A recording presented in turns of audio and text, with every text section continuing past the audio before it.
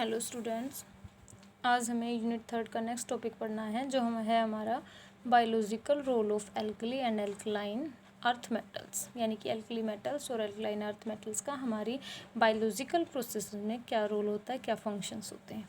तो सबसे पहले देखिए role of Na positive and K positive, यानी कि सोडियम और potassium. An average human body having 0.07 kg of Na plus and 0.25 kg of potassium sodium is an extra cellular while K plus is an intra cellular ion, यानी कि जो आपका sodium होता है वो एक्स्ट्रा सेलुलर का मतलब है वो सेल के आउटसाइड पार्ट में पाया जाता है, और आपका जो पोटेशियम है वो इंट्रा सेलुलर यानी कि वो जो आपकी शेल्स हैं उसके अंदर पाया जाता है। Maintain of normal hydration and osmotic pressure और हाइड्रेशन को मेंटेन करके रखते हैं। K and Na are important in maintenance of normal neuromuscular irritability and excitability। जो excitability और irritability होती है न्यूरोमस्कुलर की, उसको क्या करके रखते हैं, मेंटेन करके रखते हैं। In blood plasma Na and K are important in maintenance of proper viscosity of blood। ये ब्लड की जो विस्कोसिटी होती है ब्लड प्लाज्मा में उसको मेंटेन करके रखते हैं। The base in alkaline digestive juice such as the pancreatic juice and bile is derived from the blood Na and K salt। The ratio of K positive and Na positive ion in human being is 7:1। जो ratio होता है sodium का और potassium का human body में वो कितना होता है, 7:1 होता है। This particular ratio is called concentration gradient. इनका जो पर्टिकुलर रेशियो होता है इनके अमाउंट को, उसको हम क्या बोलते हैं, concentration gradient. Many enzymes reactions are catalysed by Na and K plus. बहुत सारे ऐसे एंजाइमिक रिएक्शंस होते हैं जो कैटेलाइज करे जाते हैं सोडियम से और पोटेशियम से।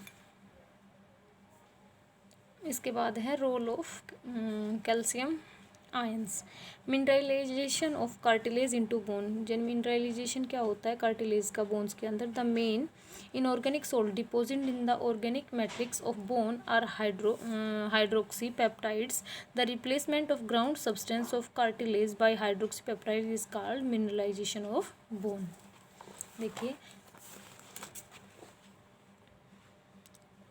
अभी हम कैल्शियम की फंक्शनिंग के बारे में पढ़ेंगे। Calcium is essential and intimately are related with growth से रिलेटेड करता है ये जो हमारा कैल्शियम होता है। Ionic calcium help in production of thromboplastin and in conversion of prothrombin in the thrombin. The removal of calcium from the blood can prevent blood coagulation.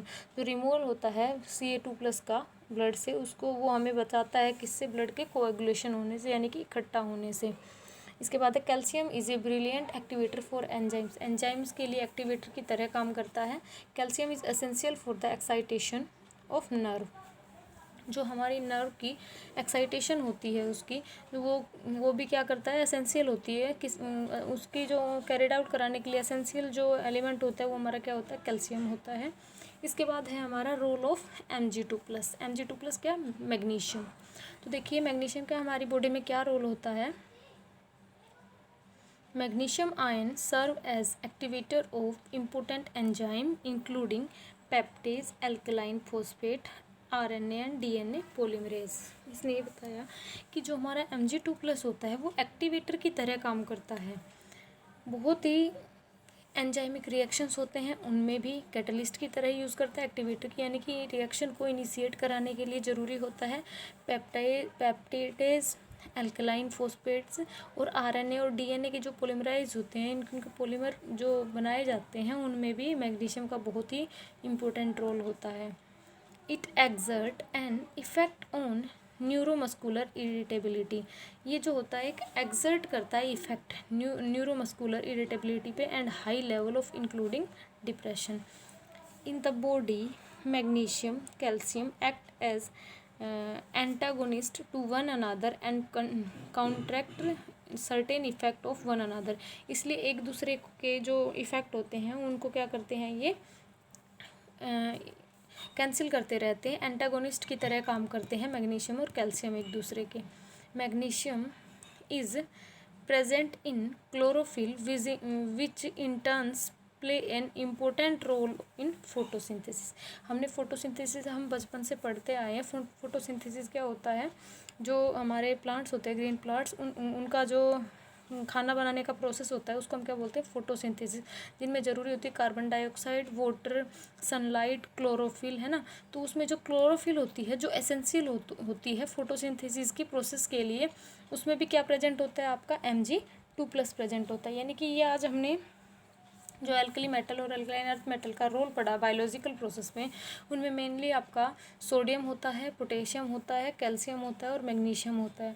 Sodium और potassium बहुत ही महत्वपूर्ण रोल प्ले करते हैं हमारी जो biological process होती है। ये जो सोडियम होता है हमारा आउटसाइड द शेल प्रेजेंट होता है और जो पोटेशियम होता है वो इनसाइड द शेल। इसी कारण इनके बीच में एक पोटेंशियल बैरियर भी क्रिएट हो जाता है, जो हमारे बायोलॉजिकल प्रोसेस में फंक्शनिंग के लिए बहुत ही इंपॉर्टेंट रोल प्ले करता है।